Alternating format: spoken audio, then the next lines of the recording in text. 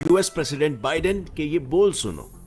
But if they actually do what they're capable of doing with the force amassed on the border, it is going to be a disaster for Russia if they further invade Ukraine, and that our allies and partners are ready to impose severe cost and significant harm on Russia and the Russian economy.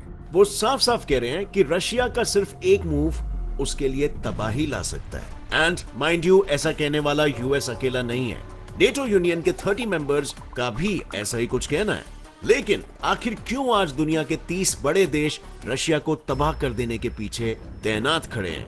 और क्या ऐसे situation में 1971 Indo पाक war में India की मदद करने वाले यूएस के सबसे खतरनाक 7th फ्लीट को इंडियन ओशन में घुसकर इंडिया को धमकाने पर अपने नेवी शिप्स को इंडिया की मदद के लिए भेजने वाले रशिया की दोस्ती के खातिर इंडिया भी रशिया की तरफ मदद का हाथ बढ़ाएगा? क्या इंडिया को भी रशिया के फिर एक बार यूएसएसआर बनाने के सपने को पूरा करने में उसकी मदद करनी चाहिए, जिसके खातिर रशिया ने आज यूक्रेन को हर तरफ से घेर लिया है और जिसकी पहली झलक 19 दिसंबर 2021 में रशिया और फिनलैंड के बीच हुए आइस हॉकी मैच में दिखी थी, जहां रशियन टीम यूएसएसआर की जर्सी में खेल रही थी। वेल, आपके इन्हीं सारे सवालों के जवाब आज हम जानेंगे in our today's video titled will Russia invade Ukraine.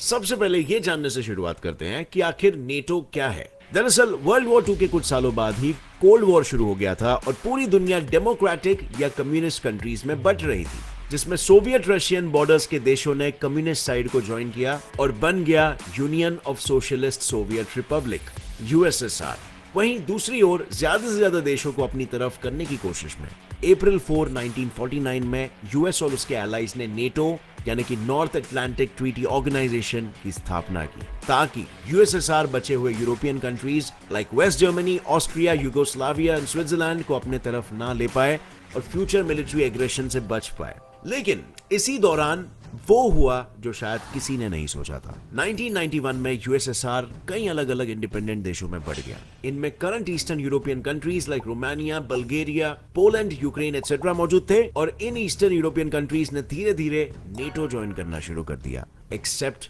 Ukraine.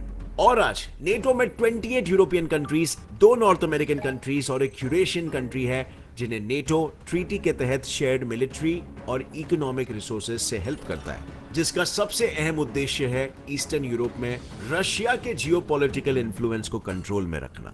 और इस बात से रशिया बिल्कुल असहमत है, क्योंकि ईई में नेटो के प्रेजेंस को रशिया खुद पर एक सिक्योरिटी थ्रेट मानता है।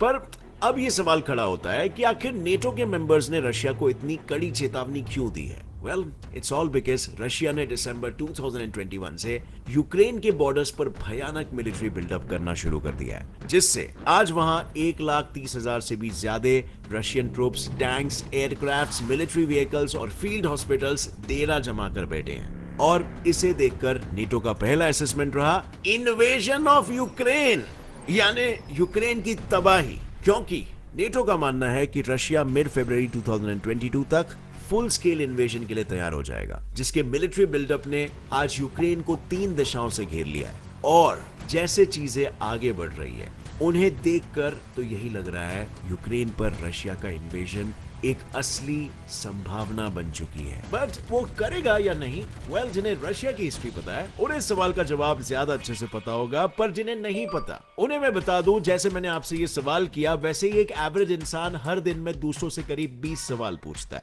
क्योंकि हम इंसान क्यूरियस बीइंग्स है। हमारे दिमाग में इंटरनली हर दिन 6200